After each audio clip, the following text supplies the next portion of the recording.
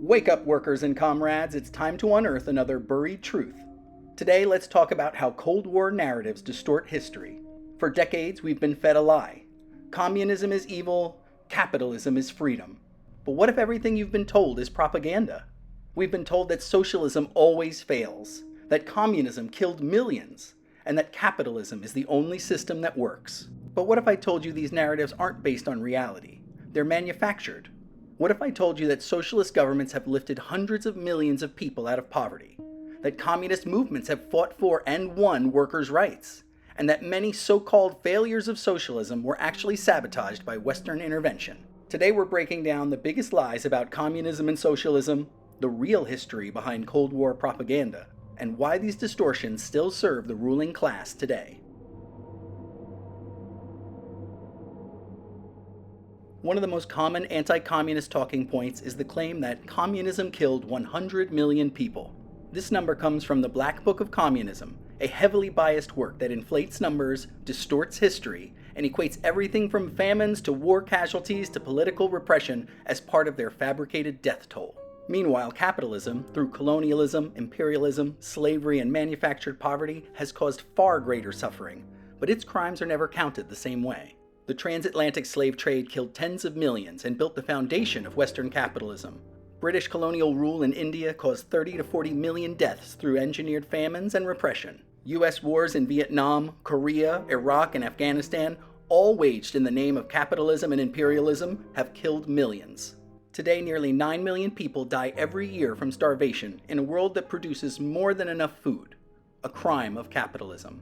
Yet we're never taught that capitalism has a body count. Communist-led governments, particularly in the USSR and China, did experience famines and political repression, but Western narratives erase the context. The USSR industrialized faster than any other nation in history, lifting tens of millions out of poverty, eliminating homelessness, and leading the fight against fascism in World War II. China's economic model lifted 800 million people out of poverty, the greatest reduction in poverty in human history. Cuba has one of the world's best healthcare systems and a longer life expectancy than the US, despite decades of brutal sanctions. The ruling class doesn't fear communism because it fails. They fear it because when it succeeds, it proves that capitalism isn't necessary.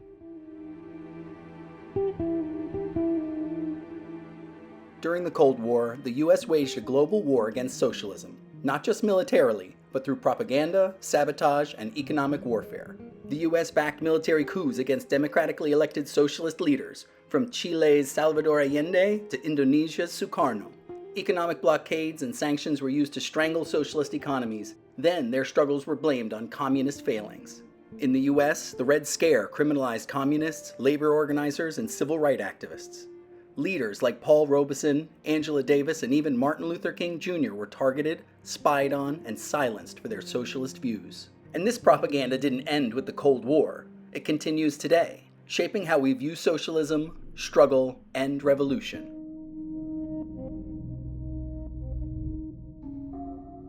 If socialism always fails, why have socialist policies been responsible for some of the most significant advancements in human welfare? The USSR defeated fascism and industrialized faster than any nation in history. After the Russian Revolution, the Soviet Union transformed from a feudal economy into a superpower by the 1950s. The state provided free education, free healthcare, and full employment. Most importantly, the USSR played a leading role in defeating Nazi Germany in World War II, at the cost of nearly 27 million Soviet lives. China lifted 800 million people out of poverty. Over the last few decades, China has become the world's fastest growing economy under a socialist model. Cuba built a world-class healthcare system while resisting imperialism. Despite decades of US sanctions and economic warfare, Cuba has free universal healthcare, better infant mortality rates than the United States, and a highly trained medical workforce. Cuban doctors are sent across the world in times of crisis, proving that socialism prioritizes human welfare over profit. Socialist movements in the global south have transformed societies. In Burkina Faso, Thomas Sankar's government implemented land redistribution, education programs, and self-sufficient development policies before he was assassinated in a Western-backed coup. In Chile, Salvador Allende led a socialist movement that nationalized industries and expanded workers' rights, until a US-backed military coup violently overthrew his government. Across Latin America and Africa, revolutionary cooperatives and land reform efforts continue to prove that socialist success isn't limited to state-led economies. One of the biggest anti-socialist claims is that communism goes against human nature, that people are naturally greedy, selfish, and competitive. But history tells a different story. For 99% of human history, societies were based on communal living and cooperation. Indigenous cultures worldwide have functioned through resource sharing and collective ownership for millennia.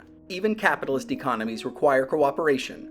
Workers organize, families support each other, and communities survive through mutual aid. Capitalism is not natural, it's enforced. Cooperation, not competition, is humanity's greatest survival tool.